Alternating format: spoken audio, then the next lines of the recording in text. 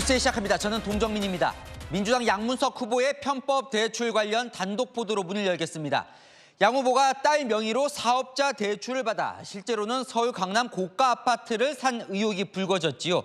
새마을금고로부터 11억 원을 사업자용으로 대출받은 뒤에 이 사업 물품을 실제로 샀다면서 이 증빙 서류로 물품 구매서를 제출했는데요. 저희 취재 결과 그중 1억 원어치를 샀다고 써낸 업체 이미 수년 전에 폐업한 곳인 것으로 전해졌습니다. 새마을금고 측도 당시 서류를 확보한 것으로 파악됐습니다. 허위 서류 정황이 더 짙어지고 있는 상황. 이준성 기자의 단독 보도입니다. 새마을금고 중앙에는 편법 대출 현장 검사 과정에서 양문석 더불어민주당 후보가 당시 제출한 사업자 대출 증빙 서류를 확보한 것으로 알려졌습니다. 이를 확인하는 과정에서 업체명이 허위로 작성된 정황을 포착한 것으로 파악됐습니다. 양 후보는 지난 2021년 20대인 딸 명의로 사업자 대출 11억 원을 받아 서울 서초구의 주택 구입에 활용했는데 이 사업자 대출을 유지하기 위해 실제 사업을 하고 있다는 딸 명의의 물품 구매 내역서를 새마을금고에 제출했습니다. 여러 업체에서 사업 물품을 구매했다는 내역인데 채널A 취재 결과 대출 시점보다도 수년 전에 이미 폐업한 업체명이 적혀 있는 사실을 새마을금고가 파악했습니다. 새마을금고는 또 다른 업체명들에서 수상한 점을 포착한 것으로 전해집니다. 물품을 구매했다고 적어낸 업체 일부의 경우 사업자 등록도 되어 있지 않은 정황도 파악한 겁니다. 새마을금고는 당시 양 후보가 유령 업체명을 적어냈을 가능성도 배제하지 않고 있는 것으로 전해졌습니다. 새마을금고 주관 부서인 행정안전부도 현장 검사가 끝나면 검사 결과를 보고받을 예정입니다. 새마을금고는 공식적으로 확인해 줄 수 없다고 했고 양 후보는 연락이 닿지 않았습니다. 채널A 뉴스 이준성입니다. 이미 조사 중인 새마을금고는 내일부터 금융감독원과 공동검사에 착수합니다. 금감원은 그동안 단속해왔던 작업대출과 비슷하다고 의심하고 있는데요. 핵심 검사역을 지원하겠다며 먼저 제안했습니다. 광민경 기자의 단독 보도입니다. 금융감독원이 내일부터 양문석 더불어민주당 후보의 딸이 사업자 대출로 11억 원을 빌린 대구 수성 새마을금고에 검사 인력 5명을 투입합니다. 새마을금고 중앙회가 이틀째 조사를 진행 중인 가운데 금감원이 양 후보 편법 대출 논란 공동검사에 나서는 겁니다. 검사단은 양 후보의 사업자 대출 관련 거래 내역 등을 중점적으로 살펴볼 전망입니다. 공동검사는 금융감독원이 용도 변경 대출 검사 경험이 많은 핵심 검사역들을 오늘이라도 투입할 수 있다고 먼저 제안해 이뤄졌습니다. 이에 행정안전부와 새마을금고도 금감원의 검사 인력 지원을 요청했다고 밝혔습니다. 새마을금고는 다른 상호금융권과 달리 금융당국이 아닌 행정안전부가 감독권을 갖고 있는데 행안부와 금융당국은 지난 2월 상시 감시체계를 구축한다는 업무 협약을 맺은 바 있습니다. 양 후보는 서울 잠원동 아파트 매입 과정에서 경제활동이 없던 장녀 명의로 사업자 대출 11억 원을 받은 사실이 드러나 편법 대출 의혹을 받고 있습니다. 금감원은 지난 2022년부터 지난해 사이 이번 편법 대출 논란과 유사한 저축은행의 작업대출을 대거 적발했습니다. 당초 새마을금고는 조사에 7일이 걸린다고 밝혔지만 관련 경험이 많은 금감원이 합류하면서 조사 기간이 2, 3일 내로 단축될 수 있다는 관측이 나옵니다. 조사 범위도 확대될 전망입니다. 양 후보의 의혹에 대한 검사가 속도를 내면서 총선 전 중간 결과가 나올 것으로 보입니다. 채널A 뉴스 광민경입니다. 선관위도 양문석 후보 조사에 착수했습니다. 이 선관위의 서울 강남 아파트 재산 신고액을 실거래가 아닌 공시 가격으로 신고한 게 재산 축소 의도는 없었는지 들여다보겠다는 겁니다. 조현진 기자 보도 보시고 아는 기자 이어갑니다. 양문석 후보 부부가 공동 명의로 보유한 서초구 잠원동의 아파트입니다. 양 후보는 선관위에 이 아파트를 실거래가가 아닌 공시가격으로 신고했습니다. 이에 경기도 선관위가 양 후보가 재산을 축소해 신고한 건 아닌지 조사에 착수했습니다.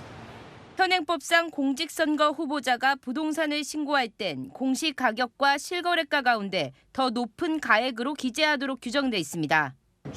이를 어겼는지 확인하겠다는 겁니다. 선관위 관계자는 사실관계를 확인 중이라며 위반 행위가 있다면 조사와 조치도 취할 예정이라고 말했습니다. 딸의 편법 대출 논란까지 파장이 일파만파 커지고 있지만 양 후보는 별 입장을 내지 않고 있습니다. 공식 유세 일정 대신 조용히 지역을 누비며 선거운동을 하는 것으로 알려집니다. 민주당은 당 차원에서 개입할 사안은 아니라며 선을 긋고 있습니다.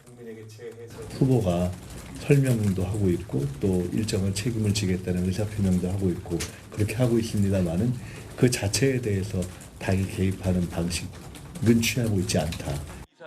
반면 국민의힘은 후보 사퇴를 촉구하며 공세 수위를 높이고 있습니다. 집을 파는 거하고 자기가 사기 대출 받은 거하고 무슨 상관입니까? 후보 사퇴해야 합니다. 왜 사퇴 안 시킵니까? 운전하고 운전한 차 팔면 용서되는 거예요? 연고도 없는 대구에서 대출받은 것도 수상하다며 사기 대출을 도와준 윗선에 대한 의혹을 금융감독원이 나서서 조속히 밝히라고 촉구했습니다. 채널A 뉴스 조현진입니다.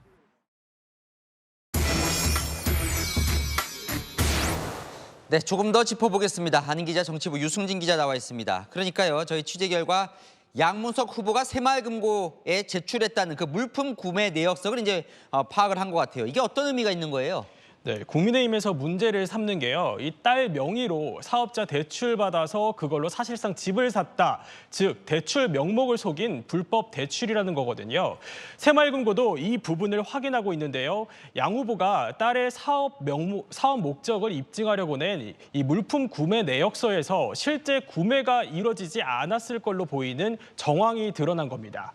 새마을금고가 들여다봤더니 물품을 팔았다는 업체 한 곳은 이미 폐업한 업체였고 일부 업체는 사업자 등록도 안 된 상태였습니다. 새마을금고는 나머지 업체들의 허위 가능성에 대해서도 들여다보는 중입니다. 자, 그래서 국민의힘은 양 후보를 지금 사기 혐의로 고발을 했던데 어쨌든 관련 기관들이 빠르게 지금 조사를 하는 것 같아요. 네, 맞습니다. 이 선거를 앞두고 양 후보로 둘러싼 논란이 가열되다 보니 오늘은 금융감독원과 행안부, 선관위까지 나섰습니다. 새마을금고 검사권이 없는 금감원이 오늘 새마을금고 측에 검사 인력을 투입할 수 있다고 공동 검사를 먼저 제안을 했고요. 이에 행안부와 새마을금고가 인력 지원을 요청해 당장 내일부터 현장 검사에 들어갑니다. 금감원 관계자는요. 관련 조사 경험이 많은 만큼 일주일 정도 걸린다고 한 새마을금고 검사 기간을 2에서 3일 정도로 단축시킬 수 있다고 말하더라고요. 이르면 총선 전 중간 검사 결과가 나올 수도 있습니다. 또 통상 금감원 검사 과정에서 법 위반 의심 사안이 드러나면 수사기관에 통보하게 된다고도 밝혔습니다. 선관위는요, 양 후보가 부동산을 실거래가가 아닌 공시가격으로 신고하며 재산을 축소 신고했다는 의혹에 대해서도 확인하고 있습니다. 자, 양 후보에게 그래서 궁금한 점이 많은데 일단 공개적으로 모습은 드러내지 않고 있는데요. 민주당 분위기는 어떻습니까? 네, 특히 이 부동산 문제는요, 이 중도층 표심까지 흔들 수 있기 때문에 노심초사하는 분위기입니다. 우선 이재명 민주당 대표 아직까지 양 후보의 편법 대출 의혹과 관련해 입장을 밝히지 않고 있고요. 양 후보도 허위 서류 제출 의혹에 대해선 구체적인 입장은 내놓지 않고 있습니다. 양 후보는 내일 지역에서 후보자 토론회 일정을 소화하는데요. 여기서 본인에 대한 의혹들이 제기될 터라 구체적인 해명이 나올 것으로 보입니다. 총선까지 남은 8일 양 후보 논란이 이번 선거에 어떤 영향을 미칠지 여야 모두 촉각을 곤두세우고 있습니다. 네, 안인 기자, 유승진 기자였습니다. 김준혁 민주당 후보 과거 발언 논란도 커지고 있습니다. 이화 여대생의 미군 장교 성상납 발언에 대해 이화 여대 측이 항의를 하며 후보자 사퇴를 요구했습니다. 위안부 피해자 이용수 할머니도 강한 불쾌감을 드러냈는데요. 김 후보 측은 자극적인 부분만 편집한 것이라며 사퇴 요구를 일축했습니다. 이상원 기자입니다. 이화여대가 막말 논란에 휩싸인 김준혁 경기 수원정 민주당 후보의 사과와 후보직 사퇴를 요구했습니다. 이화여대는 오늘 낸 입장문에서 김 후보의 발언이 여성에 대한 명백한 비하 의도를 담고 있다며 사과와 함께 후보직에서 물러나라고 요구했습니다. 김 후보는 과거 한 유튜브 채널에서 박정희 전 대통령이 일제강점기에 일본군 위안부를 상대로 성착취를 했다는 취지의 발언을 했고 김환란 이화여자대학교 초대 총장을 언급하며 이화여대 학생들을 미군 장교들에게 성상납을 시켰다고도 주장했습니다. 박정희 전 대통령 유족은 김 후보를 고소했고 일본군 위안부 피해자 이용수 할머니도 불쾌감을 드러냈습니다. 대한민국의 국민이라면 그렇다고 그런 소리를 해서 안 되죠. 사람으로서 그럴 수 없잖아요. 국회의원이 돼서 뭐를 하겠어요. 너무 의아에 맥혀서 말할 수가 없고. 한국여성단체협의회도 오늘 입장문을 내고 김 후보의 사과와 후보 사퇴를 촉구했습니다. 김 후보 측은 성과 관련된 자극적 부분만 편집해 나와 당을 매도하는 것이라고 했고 민주당 측은 당 차원 대응은 없다고 선을 그었습니다. 채널A 뉴스 이상원입니다. 조국 혁신당 비례대표 1번 박은정 후보의 남편 이종근 변호사의 전관예우 논란, 검찰 수사까지 이어질 것으로 보입니다. 국민의힘이 오늘 고발을 했고 불법 다단계 사건 피해자들은 조국 혁신당 당사 앞으로 몰려가 항의도 했습니다. 손인혜 기자입니다. 국민의힘이 박은정 후보의 배우자 이종근 변호사를 대검찰청에 고발했습니다. 범죄 수익임을 알면서도 그것을 변호사 수임료로 받을 경우 우리 현행법에 따라서 범죄 수익 은닉에 관한 법률에 따라서 충분히 처벌 가능하다. 검사장 퇴임 이후 피해액만 1조 원에 달하는 다단계 사기 휴스템 코리아 변호를 맡아 수임료로 22억 원을 받은 걸 문제 삼은 겁니다. 범죄 수익 수수 혐의인데 대검은 이르면 이번 주 사건을 배당하고 수사할 계획입니다. 이 변호사는 논란 이후 사건에서 손 뗐다고 해명했지만 불법 다단계 사건 피해자들은 오늘 조국 혁신당 당사 앞으로 몰려왔습니다. 조국 대표는 정관예우가 아니다라고 말했습니다. 말도 안 되는 비싼 수임료를 주면서까지 택했을까요? 바로 전에 검사장이었기 때문에 검사장 찬스 곧 정관예우가 아닙니까 이거? 검찰 개혁을 부르짖는 조국 대표에게 묻겠습니다. 이종근 변호사는 받은 선임료를 피해자를 위해서 반환해야 되지 않겠습니까? 맞습니다. 이 변호사는 V글로벌 코인 사기 사건도 검사 때 수사 지휘한 의혹도 받고 있어 퇴직 후 관련자별로는 이해 충돌 아니냐는 비판을 받고 있습니다. 이에 대해 이 변호사는 자기가 맡은 건 코인 사기가 아니라 V글로벌 내부 분쟁 사건으로 완전히 별개라고 선을 그었습니다. 채널A 뉴스 손인혜입니다. 총선 8일 남았고 어느새 사전 투표는 사흘 앞으로 다가왔습니다. 그런데도 전국 곳곳이 초박빙입니다. 민주당도 최대 전국 70곳이 박빙이라는데요. 여당 현역 지역, 야당 현역 지역 곳곳이 접전입니다. 배도원 기자입니다. 한강 이북 최대 격전지로 꼽히는 서울 동대문 을.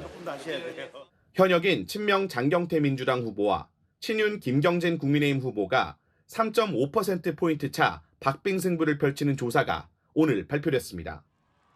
한강벨트 격전지 중 하나인 영등포 갑. 구청장 출신 최현일 민주당 후보와 당적을 여당으로 옮긴 김영주 국민의힘 후보가 접전을 펼치고 있고 경찰 출신 이지은 민주당 후보와 경제통 조정훈 국민의힘 후보가 맞붙는 서울 마포갑도 5차 범인의 접전입니다. 세 지역구 모두 4년 전 총선에선 민주당이 승리했던 지역구입니다. 충청권은 여당 현역 의원들이 야당 도전자들의 거센 추격을 받고 있습니다. 박수현 민주당 후보와 현역 정진석 국민의힘 후보의 세 번째 리턴 매치가 펼쳐지는 충남 공주부여 청양. 김경욱 민주당 후보와 현역 이종배 국민의힘 후보가 맞붙는 충북 충주. 이경용 민주당 후보와 현역 엄태영 국민의힘 후보가 맞붙는 충북 제천 단양까지 초접전 양상입니다. 충북 청주 서원과 청주 상당도 5차 범위 내로 나타났습니다. 전직 경남지사 출신 간 빅매치가 펼쳐진 경남 양산을도 현역인 김두관 민주당 후보와 김태호 국민의힘 후보가 5차 범인의 접전을 펼치고 있습니다. 민주당은 전국 50에서 70곳이 5차 범인의 백중세라고 분석했습니다. 채널A 뉴스 배도원입니다. 이런 접전 양상에 여야는 끌어모을 수 있는 자원을 총동원하고 있습니다. 먼저 한동훈 국민의힘 비대위원장 그리고 윤석열 대통령 모두 오늘 충청 지역을 찾았는데요. 국회의사당 세종 이전 이슈를 띄우면서 한동훈 위원장 뭉치면 산다며 지지층 결집에 나섰습니다. 최수연 기자입니다. 세종을 찾은 한동훈 국민의힘 비상대책위원장. 공약 택배안에서 국회 세종의 사당 모형이 나옵니다. 국회의 사당 완전 이전! 한동훈 위원장님과 국민의힘의 약속입니다. 한 위원장 조금 전 대전에 도착했습니다. 국회의 세종 완전 이전 공약을 재차 강조하며 충청 민심 잡기에 나섰습니다. 충청 세종에 국회를 완전히 옮길 겁니다. 충청권 전체가 대한민국의 새로운 중심이 된다는 걸 의미합니다. 그러면 저희가 반드시 해낼 겁니다. 윤석열 대통령도 정부 세종청사에서 국무회의를 주재하며 발을 맞췄습니다. 세종에 만들어질 제2집무실은 여기서 한 걸음 더 나아가 대통령실과 정부 부처 사이의 벽을 허물고 국민께 더 가까이 다가가는 공간이 될 것입니다. 화답하듯 한 위원장도 윤석열 정부의 공을 강조했습니다. 우리 정부가 2년 동안의 민주당의 방해에도 불구하고 한미일 공조를 복원했습니다. 다시 쉐쉐 외교하는 문재인 정부로 되도록 하겠습니까? 그래야 되겠습니까? 그럴 수 없지 않겠습니까? 당내에서 제기된 대통령 탈당론에 대해서도 확실하게 선을 그었습니다. 중대한 결정을 앞두고 서로에게 핑계대는 것은 누구에게도 도움이 되지 않고 여러분 부족한 게 있으면 다 제 책임입니다. 대신 똘똘 뭉치자며 결집에 나섰습니다. 이럴 때 뭉치면 살고 흩어지면 죽습니다. 뭉치면 대한민국이 살아납니다. CLA 뉴스 최순입니다. 박근혜 전 대통령도 12년 만에 선거 등판을 검토 중입니다. 대구 지역 여당 후보와 함께 시장을 도는 방안을 살펴보고 있는데요. 윤석열 정부에 쓴소리를 했던 유승민 전 의원, 함은경 후보까지 보수 총결집하는 모양새입니다. 조민기 기자입니다. 박근혜 전 대통령이 조만간 대구 일대에서 국민의힘 후보 지원 유세에 나서는 방안을 검토하고 있습니다. 제가 이제 지역을 다니다 보면 왜 대통령께서 한 번도 안 나오시냐 이런 얘기가 좀 많이 하세요. 아마 대통령께서도 건강에 한번 지역에 한번 나오시지 않겠나. 대구 유세 현장에 등장한다면 선거의 여왕으로 불렸던 박 전 대통령이 12년 만에 보수 결집을 위해 나서는 겁니다. 저희에게 일할 수 있는 기회를 주시면 여러분께서 후회하지 않으시도록 반드시 보답해 드리겠습니다. 박 전 대통령은 지난주 한동훈 비대위원장의 예방을 받고 위기 때는 뜻을 모아 단합하는 것이 중요하다고 말한 바 있습니다. 정부를 향해 쓴소리를 이어온 당내 인사들도 선거를 앞두고 하나가 됐습니다. 비윤, 유승민 전 의원은 수도권 후보들을 도우며 일할 수 있는 의석을 확보하게 해달라고 호소했습니다. 이번 선거는 정말 한 표, 두 표로 승부가 갈릴지도 모릅니다. 저희들이 부족했던 부분 진짜 반성하고 회초리 들면 맞겠습니다. 저희들 일을 하고 싶습니다. 제발 저희들이 일할 수 있도록. 어제 대통령의 탈당을 주장했던 함은경 서울 마포울 후보도 제가 좀 성급하게 내질렀다며 탈당 요구를 철회했습니다. 채널A 뉴스 조민기입니다. 야권 소식으로 넘어갑니다. 이재명 민주당 대표 대장동 재판차 서초동에 종일 머물렀습니다. 선거 전날에도 참석해야 할 판인데요. 이 대표 너 한번 죽어봐라는 게 윤석열 정권 생각 같다며 억울해했습니다. 재판이 끝나곤 곧바로 서울 동작을로 향했습니다. 전민영 기자입니다. 대장동 개발 특혜 의혹으로 법원에 출석한 이재명 민주당 대표. 선거운동 기간 중 재판에 나온 심경을 밝히며 애둘러 검찰과 현 정권에 날을 세웠습니다. 검찰 독재 정권의 정치검찰이 수사 기소권을 남용해 가면서 원했던 결과가 아닌가, 이렇게 선거에 집중하지 못하는 상황이 참으로 안타깝습니다. 앞서 법원으로 향하는 차량 안에서도 유튜브 라이브 방송으로 억울함을 토로했습니다. 증거가 어떤 일단 기소해놓고 하고 너 한번 죽어봐라, 이런 게 아마 윤석열 정권의 생각 아닌가 싶어요. 어제 윤 대통령 대국민 담화를 지적하며 지지자들에게 정권 심판을 당부했습니다. 담화를 보니까 역시 반드시 심판해야 되겠다 이 생각이 좀 더 강해졌는데요. 국민이 무섭다는 걸 꼭 보여줘야 될 것 같습니다.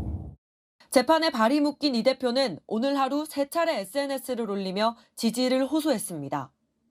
이 대표의 다음 재판은 총선 전날인 오는 9일, 기일 변경을 요청했지만 재판부는 받아들이지 않았습니다.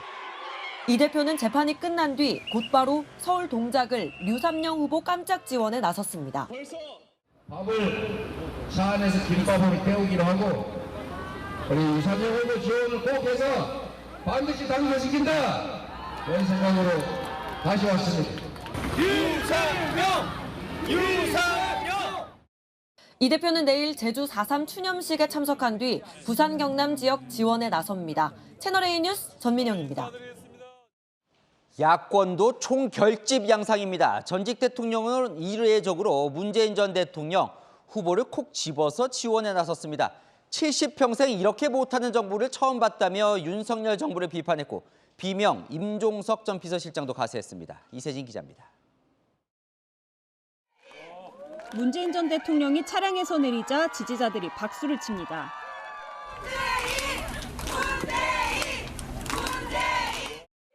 이번 총선 울산 동구에 출마한 김태선 후보 지원에 나선 겁니다. 김 후보는 문재인 정부 청와대 행정관 출신입니다. 문 전 대통령은 이번 총선은 대한민국 운명을 좌우하는 너무나 중요한 선거라고 강조했습니다. 문재인 전 대통령 김정숙 여사와 함께 이곳 울산 태화강 국가정원을 찾았습니다. 오늘 하루에만 울산 지역 3곳 민주당 후보 지원에 나서면서 정권 심판론에 힘을 싣고 있습니다. 제가 이제 70평생 살면서 여러 정부를 경험해 봤지만 지금처럼 이렇게 못하는 정부는 처음 봅니다. 아주 막말 그리고 독한 말들이 막 난무하는 아주 저질의 정치로 전락하고 말았죠. 이른바 몰빵론을 외치는 이재명 대표와 달리 조국혁신당, 새로운 미래까지 포함한 범야권 단합을 주문했습니다. 민주당이 중심이지만 또 조국혁신당, 또 새로운 미래 이런 야권 정당들이 모두 다 힘을 모아야 한다고 생각해요. 공천에서 컷오프된 임종석 전 대통령 비서실장도 경남 창원에서 지원 유세를 했습니다. 이 정권은 보수 정권도 뭣도 아니에요. 너무 무능해요. 너무 무능해. 너무 부도덕하고 국정 운영을 이렇게까지 무능하게 하는 정부 정말 보셨습니까? 당 지도부 측은 문 전 대통령에게 지원 유세를 요청한 건 아니라면서도 부산 경남 지역 여론에 도움이 되길 기대하고 있습니다. 채널A 뉴스 이세진입니다. 네, 지역구 254곳 중에서 가장 뜨거운 곳만 찾아갑니다. 더 스팟 254. 오늘은 민주당 박재호 후보와 국민의힘 박수영 후보, 현역 둘이 맞붙는 부산 남구로 갑니다. 홍지은 기자입니다. 여야 두 현역 의원이 데스매치를 벌이는 이곳 부산 남구입니다. 남갑과 남을이 24년 만에 합쳐졌거든요. 후보 만나보시죠. 밀착 현장형이자 노무현 청와대 출신인 남을 현역 박재호 더불어민주당 후보. 정책 전문가이자 이재명 저격수로 불리는 남갑 현역 박수영 국민의힘 후보가 맞붙습니다. 서울로 떠났다가 서울서 30몇 년을 있다가 부산 내려와서 공천만 받으면 국회의원 됐다가 부산에 뭘 알겠어요. 문재인 정권 5년 해결을 못한 채 말로만 멋습니다 하는 분과는 차별화된다고 생각합니다. 갑과 을 둘로 쪼개졌던 부산 남구는 이번 총선 때 하나로 합쳐집니다. 박수영 후보 지역구인 부산 남갑은 2004년 분구 이후 5번 총선 모두 보수 정당이 이겼습니다. 박재호 후보는 보수세가 강했던 부산 남을에서 4번 도전 끝에 당선돼 재선에 성공했습니다. 지난 대선 두 지역 모두 윤석열 대통령으로 쏠렸고 지방선거도 여당의 손을 들어줬는데 최근 여론조사에선 두 후보 오차 법인의 그야말로 초접전입니다. 오늘도 수고하세요. 고마워요 누님. 열심히 할게요. 투표 꼭 좀 해주세요. 문현동 출신 박수영 좀 살려주셔야 돼. 이곳은 5, 6도선 트램이 추진되는 용호동입니다. 경성대 부경대역에서 1.9km를 잇는 게 핵심입니다. 박재호 민주당 후보, 남구 개발의 핵심으로 이 트램을 반드시 연결하겠다고 합니다. 용호동 한쪽으로 들어가야 되다 보니까 여기서 버스를 몇 대나 보내고 기다리고. 트램은 무조건 한다고 지금 이야기하고 있으니까 부산시장하고 내가 아주 올라가서 받을 거야. 제가 나온 이곳은 금융 중심지로 지정된 문현동입니다. 제 뒤로 보이는 부산국제금융센터의 앞을 보면요. 이렇게 허허 벌판인데요. 이 부지에 산업은행을 이전하겠다는 게 박수영 국민의힘 후보의 핵심 공약입니다. 일자리 같은 게 부산에 더 많아지고 확충됐으면 좋겠다는 생각. 이재명이랑 더불어민주당에서 그 법을 반대해가지고 법이 통과가 안 되고 있어요. 부산 남구 주민들은 여야 두 의원 중 단 한 명. 누구를 선택할까요? 더스팟 254 부산 남구에서 채널A 뉴스 홍지은입니다.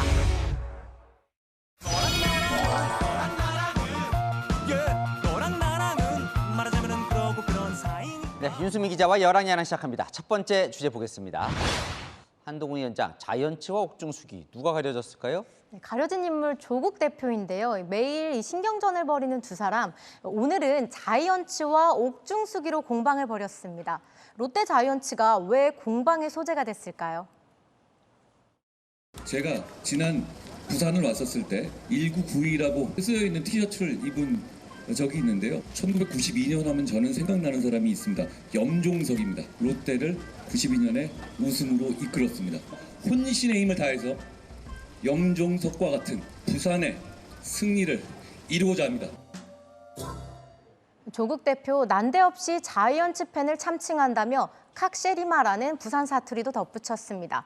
혼나볼래라는 취지의 사투리죠. 뭐 자이언츠 언급한 걸로도 저렇게 싸웁니까? 네, 그러자 한동훈 위원장 오늘 바로 이렇게 맞받아쳤습니다. 롯데 자이언츠가 조국 내 겁니까? 부산이 조국 내 겁니까? 그런데 아직도 웅동하고는 조국 내 겁니다. 자기는 내놓겠다고 하지 않았습니까? 답해야 합니다.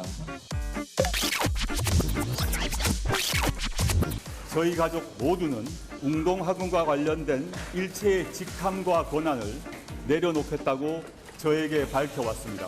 많은 사회적 혜택을 누려왔습니다. 그 혜택을 이제 사회로 환원하고자 합니다. 웅동학원 비리로 조국 대표 동생은 징역 3년을 확정받았지만 아직도 사회환원은 이루어지지 않았죠. 요즘 하나 주면 하나 돌려받고 하던데 뭐 또 새로 나온 것도 있나 보죠? 네, 한동훈 위원장 오늘은 하나를 더 돌려줬는데요. 옥중수기를 꺼냈습니다. 감옥 가야죠. 방법이 없죠. 가서 그동안 뭐 재판 받느라고 어떤 정치하느라고 못 읽었던 책 읽고 영치금 받아 뜯고 책 써서 책 받아 풀 겁니다. 옥중수기 같은 거 쓸 겁니다. 조국의 죄명이 뭡니까? 조국이 독립운동하는 겁니까? 민주화운동하는 겁니까? 파렴치 자범 아닙니까? 네, 다음 주제 보겠습니다. 안기령 후보인데요. 선거법 위반 얘기가 나오더니 경찰로 갔나 보죠. 네, 선관위가 안기령 후보의 자료를 경찰에 넘겼는데요. 문제가 된 장면들, 바로 이 장면들입니다.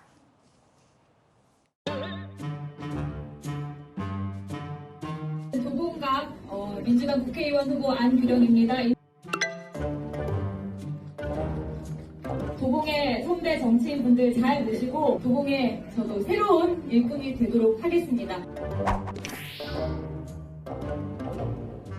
앞으로 도봉구에서 한번 열심히 일을 해보도록 하겠습니다. 잘 품어주시고 믿어주시고 도와주시면 좋겠습니다. 참, 선거법이 워낙 복잡하긴 하던데 하여튼 선관위는 저게 선거법 위반 소지가 있다고 보나 보죠. 네, 저 때가 공식 선거운동 기간 전이었거든요. 공식 선거운동 전에 마이크를 사용해서 지지를 호소하는 건 선거법상 금지돼 있죠. 안 후보 지난달에도 2차례 지역 노래교실에서 마이크를 쥐고 잘 부탁드린다고 했었죠.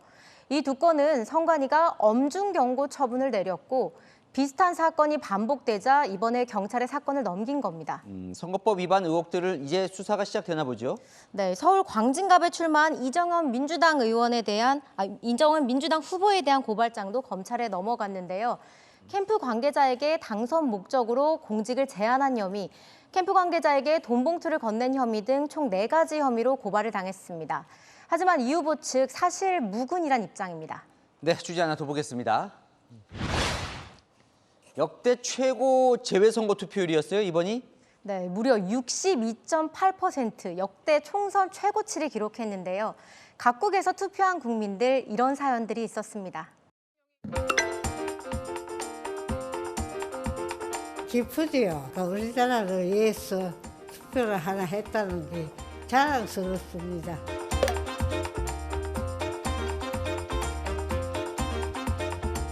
국민의 한 사람으로서 소중한 한 표 행사하는 것은 3시간 반은 그다지 길지 않다고 생각합니다. 한국에서 좀 되게 판세도 어떻게 될지 모르고 되게 좀 핫한 이슈인 것 같은데 좀 더 관심 있게 이제 참여하게 된 것 같습니다. 소중한 한 표를 행사하기 위해 3시간 반은 그다지 길지 않다. 감동적인데 왜 이렇게 이번에 투표율이 높은 거예요? 네, 지난 총선 때는 코로나19 때문에 투표 참여가 어려웠고 이 재외 투표가 실시되지 않은 국가들도 있었는데요. 지난 21대 총선에 비해 이번 총선은 투표율이 3배 가까이 되는데요. 선관위는 투표 참여 의지가 높아진 영향으로 분석하더라고요. 국내에서도 이런 투표 열기 이어질 수 있을까요? 네, 자 지금까지 열악야랑이었습니다. 네, 윤석열 대통령이 병원을 떠난 전공의들과 만나고 싶다며 직접 대화 의지를 밝혔습니다. 정부도 2,000명 증원, 절대적인 게 아니다. 의료계의 대화를 촉구했습니다. 조영민 기자입니다. 윤석열 대통령이 의대 증원에 반발해 집단 행동을 하고 있는 전공의들과 만나고 싶다는 뜻을 밝혔습니다. 윤 대통령은 의료계 단체들이 많지만 집단 행동 당사자인 전공의들을 만나 직접 이야기를 듣고 싶어 한다고 대통령실은 전했습니다. 어제 대국민 담화를 통해 증원 조정 가능성을 처음 시사한 데 이어 오늘은 전공의와 직접 대화를 하겠다는 의지를 내비친 겁니다. 정부도 오늘 의대 증원 규모 2,000명은 절대적인 숫자가 아니라고 밝혔습니다. 집단 행동을 접고 과학적 근거와 논리를 바탕으로 의료계 내 통일된 더 합리적 방안을 제안한다면 정부는 열린 마음으로 논의할 수 있습니다. 윤 대통령은 오늘 국무회의에서는 보건의료 분야에 막대한 재정 지원을 하겠다며 재차 의료계에 손을 내밀었습니다. 의사 증원과 함께 지역 필수 의료를 위한 의료기관 육성, 전공의 수련 등 의료 인력 양성, 필수 진료 유지를 위한 보상, 의료사고 안전망 구축 등에 대한 과감한 재정 지원이 필수적입니다. 윤 대통령은 오늘도 충남 공주에 있는 의료원을 찾아 현장을 지키는 의료진을 격려했습니다. 전공의 집단 행동 이후 4번째 의료 현장 방문으로 의료계와의 대화 분위기를 조성하려는 의도로 보입니다. 채널A 뉴스 조영민입니다. 의대를 졸업한 예비 인턴 대상자들은 오늘 자정까지 수련 등록을 마쳐야 하는데요. 2,400명, 90%가 아직 등록하지 않았습니다. 길어지는 의료 공백과 경영 악화에 결국 서울대병원은 비상경영을 선언했습니다. 정성원 기자입니다. 올해 수련병원에서 인턴 과정을 밟겠다고 한 의대 졸업생은 2,697명. 이 중 어제까지 수련환경평가위원회에 임용 등록한 인턴은 10%도 되지 않는 것으로 확인됐습니다. 오늘까지 등록하지 않으면 올해 상반기에 수련할 수 없습니다. 오는 9월 하반기에 다시 응시해야 하는데 다시 채용이 될지 장담할 수 없습니다. 내년 상반기 레지던트 채용도 불가능해졌습니다. 아직 결정된 사항은 없어서 저희가 아직까지는 논의 중이라고 말씀드릴 수 있을 것 같고. 전공의 집단사직에 이어 신입 인턴들까지 임용을 포기하면서 상급 종합병원들의 의료 공백과 경영 악화 상태는 더욱 길어질 전망입니다. 최근 마이너스 통장 한도를 1,000억 원으로 늘린 서울대병원은 오늘 비상경영 체제 돌입을 선언하고 올해 배정 예산을 원점 재검토한다고 밝혔습니다. 이런 가운데 서울행정법원은 전국 33개 의대 교수들이 낸 의대 2,000명 증원 효력 정지 신청을 각하했습니다. 법원은 의대 교수들이 입학 정원을 다툴 당사자 자격이 없고 각 대학에서 시설과 교원 확보를 통해 해결할 사항이라고 했습니다. 채널A 뉴스 정성원입니다. 국민과 환자만 바라보면 최선의 답은 있다. 오늘 한 난치병 환자가 의료진에 컵라면 40박스를 두고 가면서 남긴 메시지입니다. 홍란 기자입니다. 복도 한편에 컵라면 40상자가 쌓여 있습니다. 코로나 당시 병원 의료진 사진과 함께 응원글도 남겼습니다. 난치성 질환으로 20년째 이 병원에서 치료받고 있다고 밝힌 익명의 환자가 의료진들에게 선물한 겁니다. 환자분이 가장 힘드실 텐데 응원의 메시지를 남겨주셔서 너무 죄송하기도 하고 감사하다는 게 주변 의료진 분들의 생각이십니다. 이 환자는 또 돌파구를 찾지 못하는 의료 공백 사태에 대해 국민과 환자들만 바라보면 최선이 무엇인지 답은 바로 있다. 저같이 평범한 시민도 양보와 대화라는 단어를 알고 있다고 의정 간 대화를 촉구하기도 했습니다. 환자들은 출구를 못 찾고 있는 의정 갈등에 불안합니다. 진료를 하다가 취소됐다는 소식을 듣고 걱정이 많이 되는 대화를 얼른 풀어서 빨리 이제 제자리를 찾았으면 좋겠습니다. 정부에서는 몇 명 의료진을 논할 게 아니라 빠른 시일 내에 의료진들이 많이 투입될 수 있도록 도와주는 게. 한 지역 시각장애인 협회장은 가족 얼굴 한번 보는 게 마지막 소원이던 어르신의 각막 이식 수술이 이번 사태로 연기됐다는 글을 울산의대 비대위 홈페이지에 올리며 양측이 하루빨리 대화에 나설 것을 호소했습니다. 채널A 뉴스 홍란입니다. 검찰 소환에 불응하던 SPC의 허영인 회장, 병상에서 체포됐습니다. 혐의는 노조법 위반인데요. 체포영장에는 허 회장이 황재복 대표에게 민노총 조합원을 정리하라 지시하고 탈퇴 성과를 내라 질책한 내용이 담겼습니다. 남영주 기자의 단독 보도입니다. 강남의 한 병원에 입원해 있던 허영인 SPC 그룹 회장이 오늘 오전 전격 체포됐습니다.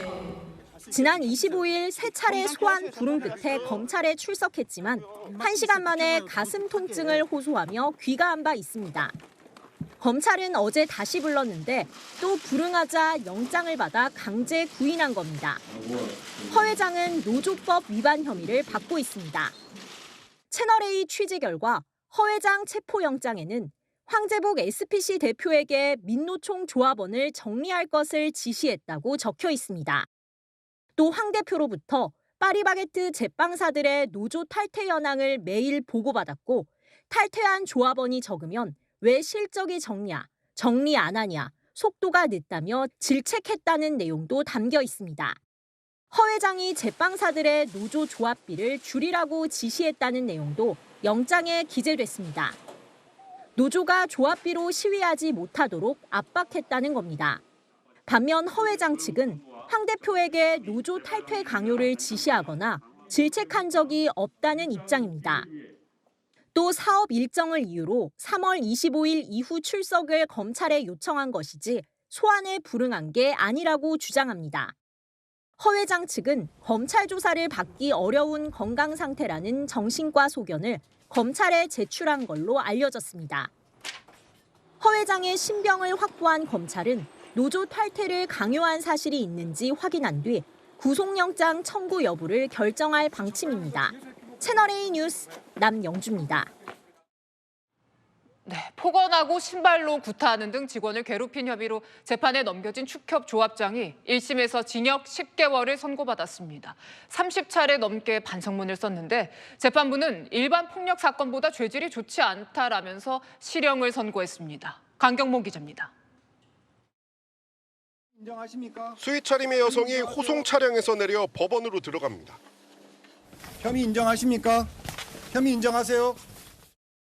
부하 직원들을 상습적으로 폭언하고 폭행한 혐의로 재판에 넘겨진 전북 순정축협조합장 고모 씨입니다. 주먹과 발은 물론 술병과 신발까지 써가며 폭행한 사실이 드러나 공분을 샀습니다. 네가 삽이 안 쓰면 내가 가만 안 두니까 삽을 들고 서 살켜세. 피해 직원들이 고소하자 합의하자며 피해자들이 입원한 병원과 집에 일방적으로 찾아가기도 했습니다. 고 씨는 재판 과정에서 30여 차례 반성문을 내고 1,600만 원 형사 공탁금을 내기도 했습니다. 하지만 재판부는 징역 10개월 실형을 선고했습니다.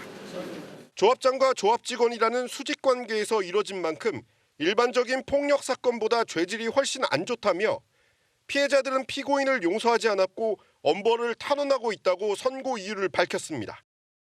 피해자들이 정식적 신체적 피해가 아직 쾌유되지 않은 상태입니다. 진정한 사과라고 볼 수 없습니다. 형이 확정되면 고 씨는 조합장직을 잃게 됩니다. 채널A 뉴스 강경무입니다. 한 프랜차이즈 커피 매장의 승용차가 돌진해서 아수라장으로 변했습니다. 8명이 다쳤는데요. 운전자는 급발진을 주장하고 있습니다. 신선미 기자가 취재했습니다. 커피 매장 한가운데 들어와 있는 흰색 승용차. 놀란 손님들이 우왕좌왕하는 가운데 운전석에서 여성 운전자가 내립니다. 부서진 잔해들로 매장은 아수라장이 됐습니다. 경기 용인의 한 프랜차이즈 커피 매장에 승용차가 돌진하는 사고가 난 건 오후 2시 50분쯤. 이 매장 유리창은 뻥 뚫린 채 블라인드로 가려진 상태인데요. 이 주변에는 깨진 유리 조각들이 널려 있고 이 철제 볼라드는 완전히 뽑혀 나갔습니다. 소리 나니까 뭔 사고긴 사고겠다 했는데 진열 때까지 쫙 그래가지고 저 진열 때 그 아가씨 두 분이 딱 찡겨가지고 한 사람은 차 앞에 딱 찡겨가지고 숨도 못 쉬고 있는 거예요. 이 사고로 매장에 있던 8명이 크고 작은 부상을 입었습니다. 다행히 생명에 지장은 없는 것으로 확인됐습니다. 50대 여성 운전자는 음주 상태는 아니었는데 급발진을 주장하고 있습니다. 조사는 안 됐기 때문에 현장에서 갔을 때 급발진을 주장해가지고 이제 그 부분에 대해서 이제 원인이 뭔지를 이제 조사 예정입니다. 경찰은 확보한 CCTV와 블랙박스를 분석하는 한편 차량 급발진 여부와 관련해 국립과학수사연구원에 분석을 의뢰하기로 했습니다. 채널A 뉴스 신선미입니다. 네, 금사과 하더니 정말 금사과였습니다. 사과값이 1년 전보다 88% 넘게 올랐는데요. 통계 작성 이래 최대 폭입니다. 비상이 걸린 정부는 강원도에 사과 재배지를 늘리기로 했습니다. 경제카메라 정현우 기자입니다.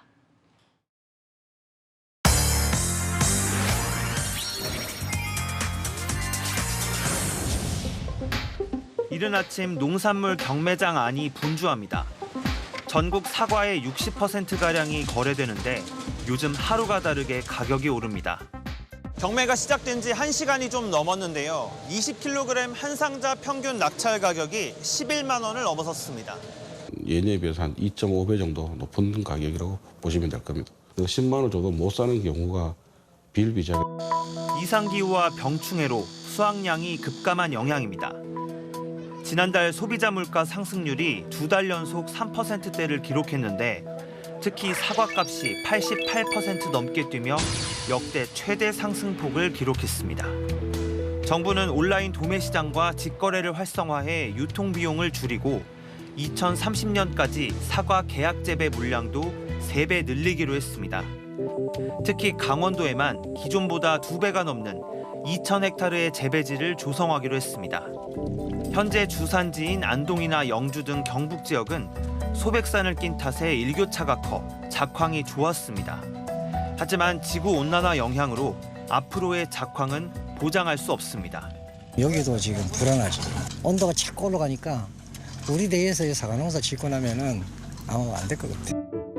사과는 연평균 기온이 10도 안팎일 때 잘 자라는데 한반도가 계속 더워지며 사과 재배 적합 지역은 이미 강원도까지 북상했습니다. 2070년엔 강원도 일부에서만 사과가 나올 것으로 예측됩니다.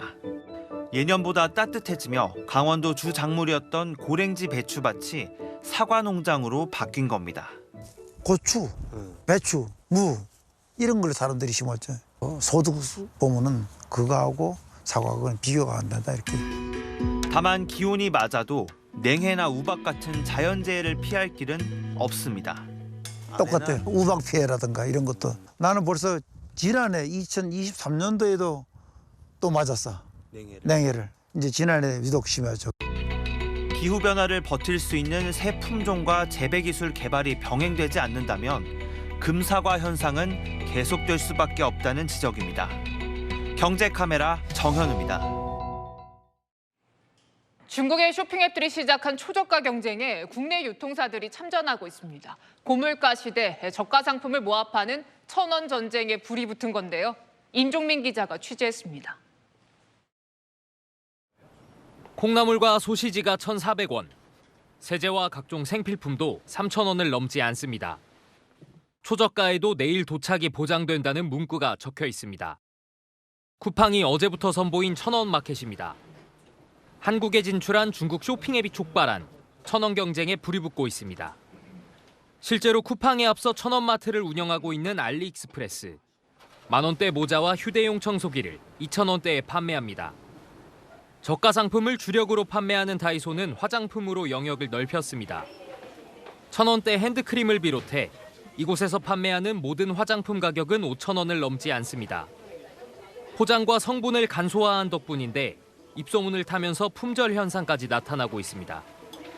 유통사들이 이처럼 초저가 상품을 앞세운 이유는 소비자들이 고물가 속에서 가격에 가장 민감하게 반응하기 때문입니다. 생활비를 줄이기 위해서 가격 정보를 입수해서 합리적인 소비를 하려고 그러죠. 쿠팡은 1,000원 마켓 상품을 기존 고객에게만 선보여 고객 충성도를 높이겠다는 계산도 깔려 있습니다. 하지만 이런 특가 경쟁을 마냥 반기지만은 않는 분위기도 있습니다. 이거 되게 싸고 좋다라고 사고 나면은 너무 많이 안 좋은 경우도 되게 많이 있어서 세탁을 했는데도 많이 찢어지기도 하고. 가격 파괴를 주도하고 있는 알리의 성장세가 꺾이지 않으면서 초저가 경쟁은 당분간 지속될 것으로 보입니다. 채널A 뉴스 임종민입니다. 네, 북한 신의주를 촬영한 영상이 최근 미국 온라인 사이트에 공개됐습니다. 북한 주민의 모습이 생생하게 보이는데요. 촬영자라고 밝힌 중국인은 중국 단둥에서 드론을 날려서 촬영했다고 했습니다. 배정현 기자가 보도합니다. 평안북도 미술관과 예술극장으로 보이는 건물이 나옵니다. 고층 건물은 보이지 않고 사람과 차량도 간간히 눈에 띌 뿐 거리는 한산합니다. 김일성, 김정일의 초상화가 나란히 내걸린 건물은 신의주 제2사범대학으로 추정됩니다. 최근 미국의 온라인 사이트에 공개된 북한 평안북도 신의주의 모습입니다. 중국인이라고 밝힌 게시자는 코로나19 사태가 시작되던 2020년 중국 단둥에서 신의주로 드론을 날려 촬영했다고 주장했습니다. 최고 고도 120m의 중국산 드론을 사용했다고도 밝혔는데 마스크를 쓴 채 하늘을 쳐다보는 북한 주민까지 생생히 담겼습니다. 이전에도 접경 지역의 모습이 포착된 적은 있지만 근거리 모습까지 찍힌 것은 이례적입니다. 전문가들은 북한 당국의 허락 없이 무단으로 촬영됐을 것이라며 사실상 북한 상공이 개인 드론의 무방비 상태로 노출됐다고 지적합니다. 영공방위가 다 허술하죠. 특히 드론을 활용한 것은 거의 전무하다. 중국에 강력하게 항의했을 가능성은 매우 높죠. 정부 관계자는 북한과 중국 사이 접경 지역의 경계가 허술한 편이라며 개인 드론을 활용한 신의주 촬영은 충분히 가능한 일이라고 평가했습니다. 채널A 뉴스 배정현입니다. 샤오미는 가성비 좋은 제품을 만들면서 대륙의 실수라 불렸죠. 이번엔 4천만 원대 전기차로 인기몰이를 했는데 출시한 지 일주일도 안 돼서 안전성 논란에 휩싸였습니다. 베이징에서 이윤상 특파원입니다. 우회전을 하던 차량이 갑자기 중심을 잃습니다. 좌우로 휘청대더니 중앙 분리대를 들이받습니다. 중국 전자기기 제조업체 샤오미가 최근 출시한 전기자동차 수치의 모습입니다. 속도를 제어하지 못해 앞에 있는 차량을 들이받고 작은 충격에 바퀴가 터져 차체가 주저앉기도 합니다.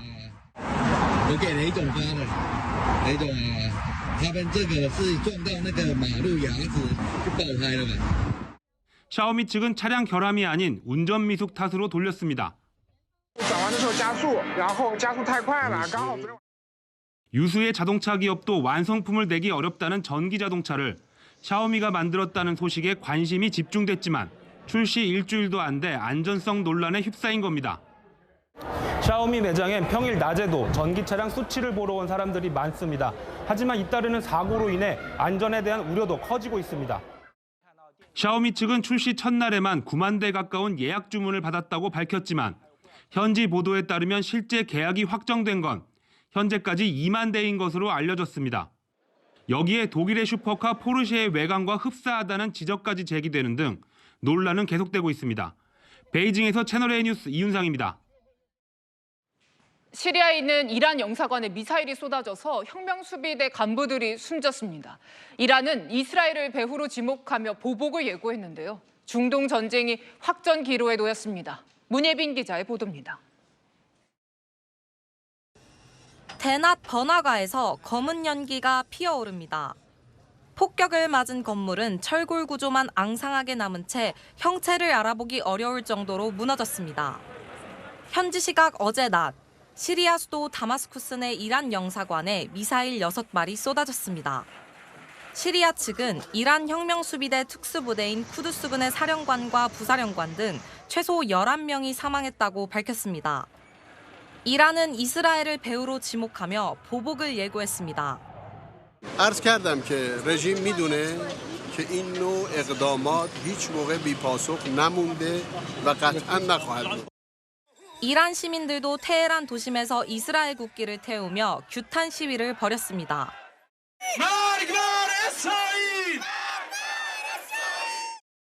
و باید انتقام سختی گرفته بشه.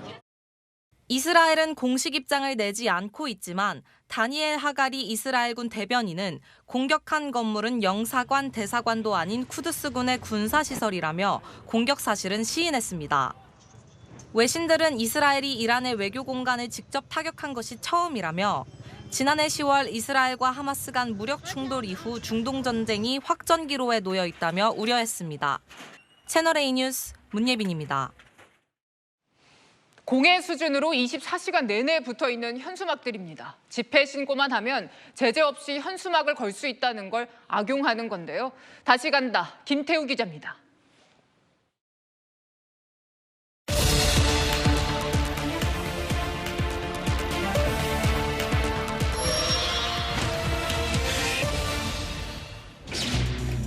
지난해 취재 당시 도심 곳곳을 점령했던 집회 현수막들. 집회 기간엔 신고 없이 현수막을 설치할 수 있다는 점을 이용하면서 흉물이 됐습니다. 지금은 달라졌을까? 다시 가봤습니다. 경기 용인시 아파트 단지 앞 사거리. 인도 양쪽에 현수막이 빽빽하게 걸려 있습니다. 2단으로 내걸린 것도 있어 행인들의 시야를 가립니다. 외관산도 불편하고 너무 글씨 자체가 자극적이니까. 빨래 걸어놓은 것도 아니고 없애야죠. 지금 이게 몇 달째인데요, 지금. 50여 개의 현수막은 경기도의사회가 의료법 개정을 반대한다며 지난해 5월부터 걸어둔 겁니다. 현수막이 걸려있는 거리 한켠엔 이렇게 바닥에 아무렇게나 방치돼 있는 현수막들도 있습니다. 11개월 동안 매일매일 24시간 집회 신고를 갱신하는 방법으로 현수막을 유지하고 있는 겁니다. 하지만 집회는 매일 열리지 않습니다. 적법하게 집회 신고를 하고 현수막 투쟁을 하고 있습니다. 집회하면 또 소음 때문에 민원 넣고 하잖아요, 그 사람들이. 일단 집회 신고가 돼 있다 보니 관할구청은 현수막에 손도 대지 못합니다. 사회 측 저희도 전달해 드리죠. 이런 민원이 많다고. 운전하시는 분들도 굉장히 위험하다고 하고. 한 통신대기업 빌딩 앞. 회사 앞뒤에 시위 피켓과 함께 현수막들이 걸려 있고 성명서도 바람에 나부낍니다. 집회 신고 땐 30명이 참가한다고 했지만 아무도 없습니다.